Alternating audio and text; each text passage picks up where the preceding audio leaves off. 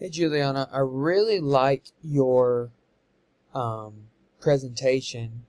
The amount of plastic or just trash in general that's polluted on our beaches.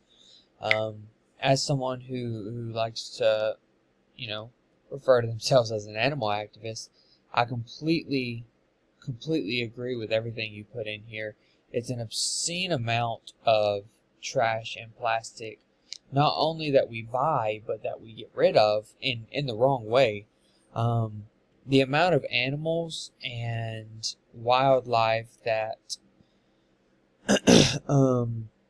suffer from our wrongdoings is also a very high number.